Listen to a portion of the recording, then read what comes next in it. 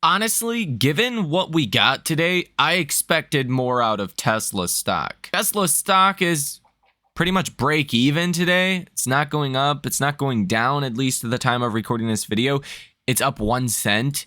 Look at IWM is up almost 1%. The NASDAQ is up almost 2%. So what is going on today? Well, first up, we should start with the economic data that came out this morning. First up, you had non-farm payrolls that came in at 175,000.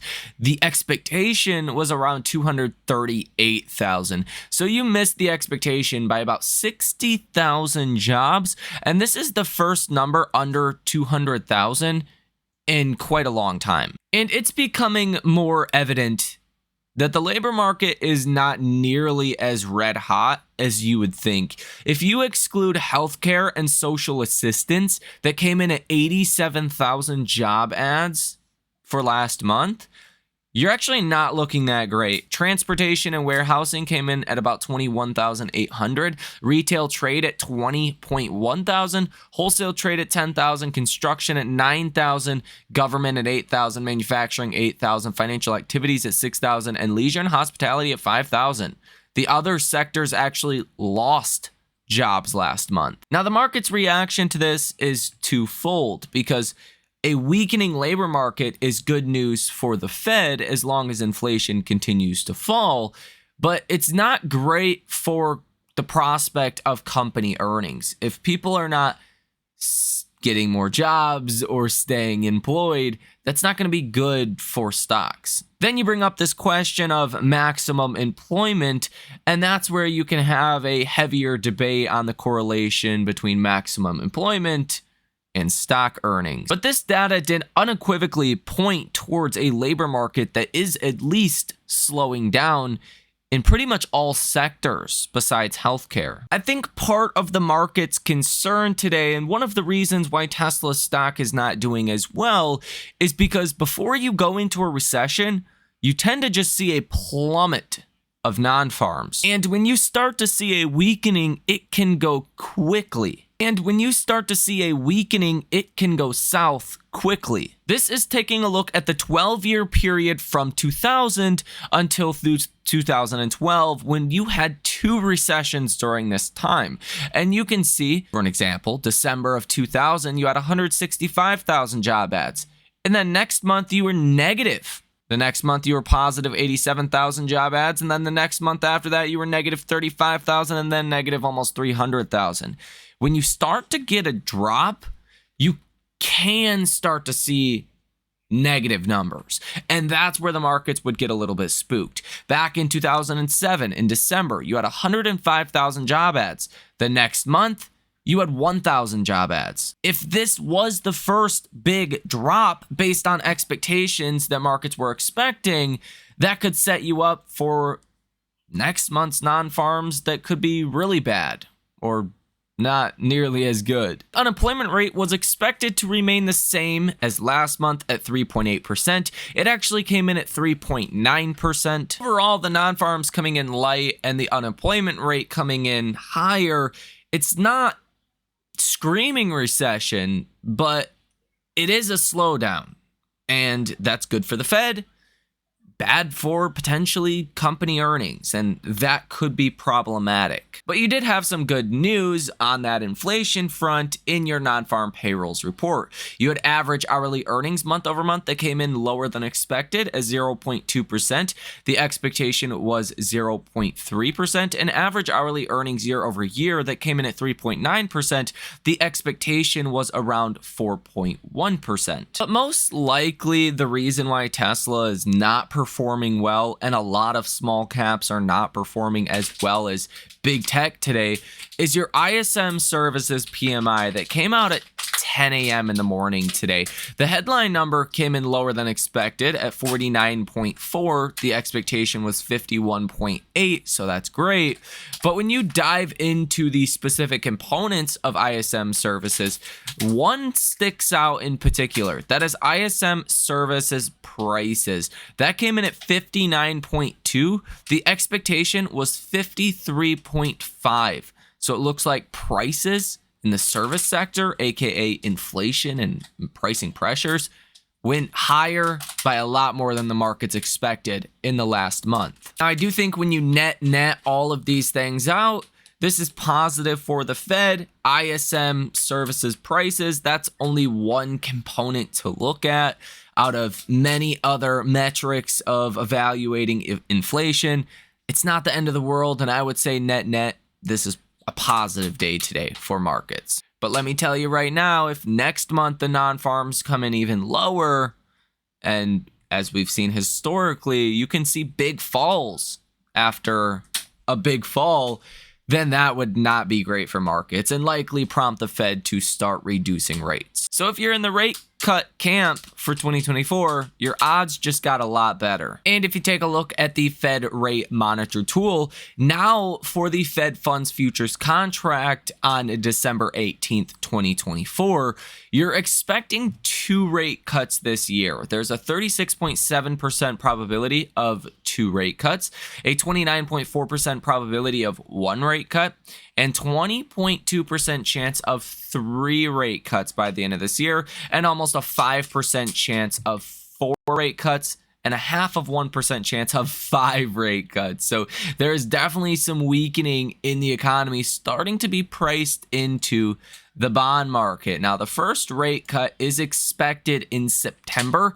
Odds of that are at 48.1%. The odds of a continued pause in September are 31.4%. So you would be getting, theoretically at this point, a rate cut in September and then a rate cut in December. That's the timeline for what the markets are currently expecting. Also worth mentioning that today at about 7:45 p.m., so after markets are closed, you are going to hear from Fed Williams and Fed Goolsbee. And if they have bullish things or dovish things to say about the path of monetary policy, that could be good for stocks. And even coming tomorrow on Saturday, you're going to hear from Fed Cook at 9:20 a.m. and Fed Cook again around 2:30 p.m., which is pretty rare to hear from Fed officials on a Saturday. Tesla stock is now up 0.25% today, and it's a good time to get into all of your Tesla stock specific news. Let's start with some good news. Cantor's Andres Shepard thinks that against a turbulent backdrop, Tesla still has plenty going for it. He notes while the EV industry has been going through several challenges, supply chain disruptions, near-term slowdown in demand, and increasing competition from Chinese OEMs, he believes Tesla benefits from future upside in its full self-driving software plus upcoming robotaxi segment, the introduction of lower-priced models, a global manufacturing footprint with economies of scale, and the industry's largest charging infrastructure. Accordingly, Shepard initiated coverage of Tesla stock with an overweight buy rating and a $230 price target, implying shares will post growth of 28% over the next 12 months. Bad news is Andreas Shepard with Cantor Fitzgerald is ranked 8,694 out of 8,802 Wall Street analysts with an average return of negative 31%. So one of the worst analysts out there on Wall Street, and markets didn't care much about this new iteration on Tesla stock today. You could actually say with a track record this poor, market's probably seen this as bad news. Tesla has reduced the Model Y's black color paint option in the US by $1,500 from previously being $2,000. Tesla has launched the new Quicksilver Model Y color in the US for $2,000 extra. It was previously available only for inventory Model Ys, but you can now order it when you configure your new Tesla. Tesla has installed the first V4 supercharger in Malaysia. Tesla is creating a voice assistant to replace voice commands. The US Treasury Department on Friday gave automakers additional flexibility on battery mineral requirements for the EV tax credits on some crucial trace minerals from China, such as graphite. The department said it would give automakers until 2027 to remove some hard-to-trace minerals like graphite contained in anode materials and critical minerals contained in electrolyte salts, binders, and additives. As Troy Teslike says, this could potentially enable the tax credit for 8,000 vehicles a quarter, Model 3 long-range all-wheel drive, which use LG's 2170 cells imported from South Korea that contain some materials from China. He does add, I don't think it will make a difference for Model 3 standard range rear-wheel drive that uses CATL's LFP cells imported from China. The NHTSA said on Friday it had closed a long-running investigation into the loss of rear-view camera images in nearly 160,000 of Tesla's Model X and Model S vehicles. The auto safety regulator said Tesla's 2021 recall of almost 135,000 vehicles appears to address the risk presented by failure of a media control unit and will continue to monitor the effectiveness of the callback. But investigation is now closed. After a multi-month pilot program, the Folsom Police Department has added a Tesla Model 3 and Model Y to their fleet of vehicles. In August, Folsom City Council approved a $108,000 purchase order for the new Teslas. Smoke Away on X posted an image of Optimus and asked the question, how many Optimus bots are you getting and why? Elon Musk commented and said, I think the ratio will be at least 2 for every human, maybe 3 or 4, as there will be many in the industry producing goods and services, often for other robots in the supply chain. On another note, Nick Timiraos, seen as the Fed's mouthpiece, says the April jobs report won't change much for the Fed because there's another one before their next meeting.